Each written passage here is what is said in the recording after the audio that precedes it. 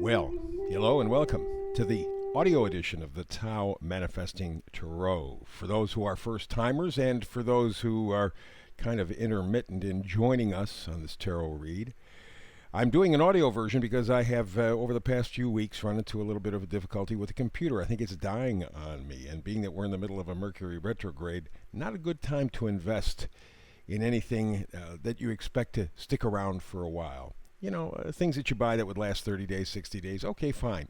Mercury retrograde's fine for that. But if you're looking for a long-term commitment, so to speak, not a good time to make the choice. So I'm going to wait till Mercury goes direct, and I will, at that point, decide whether or not I'm going to get a new computer. It is likely that I will, because I want to have full function.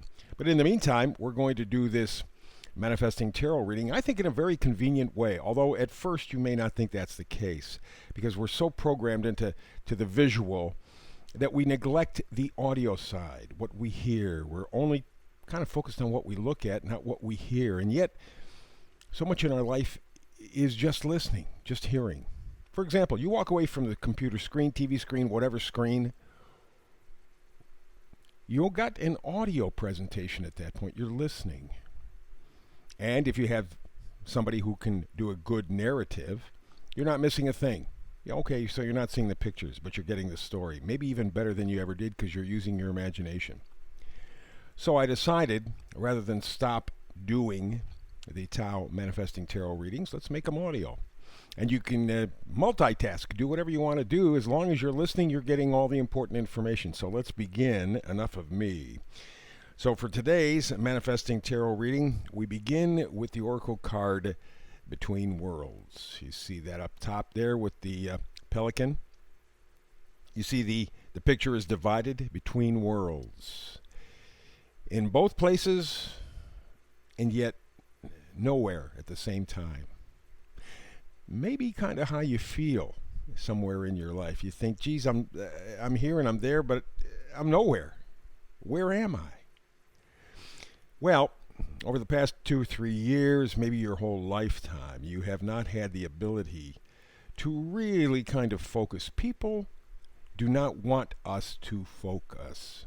People who run things want to keep us confused, want to keep us scared, want to keep us lost, want to keep us in a fog. That way they can control us better. Works individually, works as a mass culture. And at this point, you are fully aware of the fact some area of your life you are stuck between two worlds and going nowhere. You don't fit in either one. You want to get that resolved. And in fact, to highlight that, we go to the left of the screen. You can't quite see the whole card, certainly, but it's the Six of Swords. A man and a lady leaving in a boat, and interestingly enough, they have 6 swords with them. Also, he has a little staff that he is pushing the boat along with. You could call that a wand. I will. A wand is positivity, enthusiasm, joy. It's being plugged in. And so it tells me that they are plugged in. He's got that wand, and that's how he's moving with the joy, positivity, and enthusiasm. And the 6 swords are the 6 truths, we will call them, the 6 facts that he knows to be facts for him and his lady, and they are leaving with their truth, with positivity and enthusiasm, going to calmer waters. That may be what you're thinking about.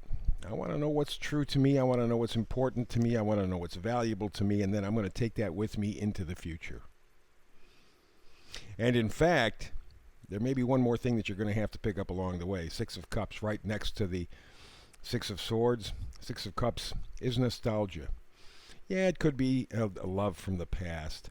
But I would take love and put that in quotes very often. And we've seen this with the Queen Elizabeth funeral. People get used to something. Whether it's good, bad, indifferent, they get used to it because it's been around. So there was something in your past that you were connected to. Something that was pleasant. Something that made you feel loved, made you feel connected. That feeling is what you have to go back to. Or maybe you're rediscovering it now in the Mercury retrograde. But that will be your ticket. That feeling will be your ticket to activate the 6 of Swords, to leave to calmer waters, and to resolve this issue of being between two worlds, being in two places at once and being nowhere at all. The card on the other side of the Oracle card is the Empress, possibilities. You don't know what's in the future. Nobody does. But you're positive that it has to be better, especially since you are taking this good feeling from the past, your good thoughts, your truth, and moving forward. That's really important because you don't know what the future holds, but yet, like the Empress, you think it's pregnant with possibilities. It's just burgeoning. It's big with all kinds of possibilities. That's where you're headed. And in fact, the Chariot, the last card up top, says that this is where you are, at least intuitively, guiding yourself. It may not be that you're doing anything necessarily physically or certainly anything that would be observed by anybody else, but you know inside your inner guidance is moving you to the future and a place where you can call your own. You don't want to be stuck in two worlds and yet be nowhere at all. You're done with that. We go to the bottom row. We see in the left here, 4 of Pentacles. You are taking what is valuable to you. And again, remember, Pentacles are not money. If you're just thinking money, you really shouldn't listen to this podcast. Because for me, Pentacles are things that we value. You can't buy happiness with money. You can't buy love with money. You can't buy health with money. Money is a tool of commerce. You buy things. But those things really don't mean that much when you get right down to it. Talk to somebody, and I have done this, who is very, very, very wealthy, and their health is failing them. They would give up every penny, to be healthy and 20 again. So how much is money really worth? So I don't want you to think Pentacles money. I want you to think of values. And the 4 of Pentacles says you are leaving this place where you're stuck between two worlds. You are leaving with positivity, enthusiasm, with your own truths, and you're hanging on to your set of values. That's going to be important. Knight of Cups is the next card. Knights always bring presents, gifts. No exception here. They are bringing with you the sense of love for yourself. Love, respect, caring. Really, really important. As you're stepping forward into the future, it's really advisable that you love yourself, or at least appreciate yourself, because that will help you move better into a better future. That sense of love and self-worth. And that could be one of the 4 Pentacles that you're holding on to, the sense of self-worth. You know, loving yourself is essential to loving anything or anybody else. So keep that in mind. And in terms of your moving forward, in terms of loving yourself, time for you to drop other burdens. You see up front there the guy carrying the 10 wands. He's done. He's finished. He's toast. That's it. No more. And in fact, you see the moon up top. I think we got a new moon coming up, I think on the 25th or something like that in a few days. That may be the time that you really decide to unburden yourself. Say, yes, I want to get out of this place where I'm in 2 places at once, but I'm no place at all. I want to get out of this. I want to move forward with positivity and enthusiasm, taking the truths that I know to be the truths for me, and I want to drop everything else.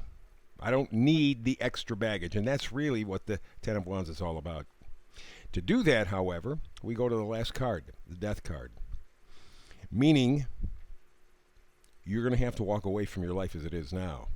And again, like I mentioned with Queen Elizabeth and other such things, if we have been involved in something for a long period of time, we get used to it and we think we love it. Oh, that's just the way it is. No, it doesn't have to be.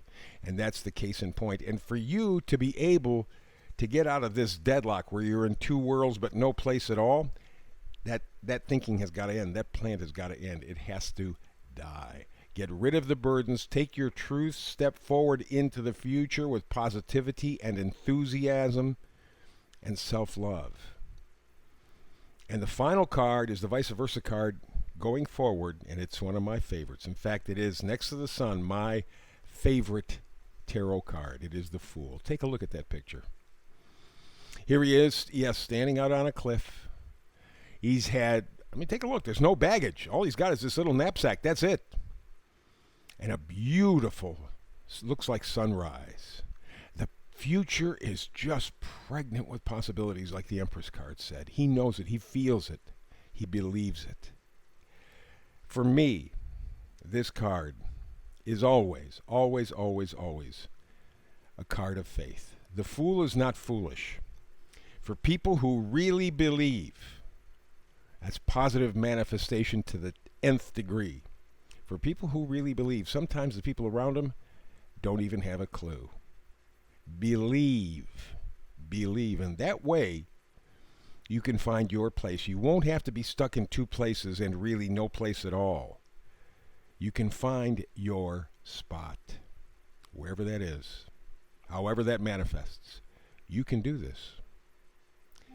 Alrighty, so that wraps up our audio version of the Tao Manifesting Tarot for today. Another version coming up tomorrow for you. Between now and then, as always, peace and blessings.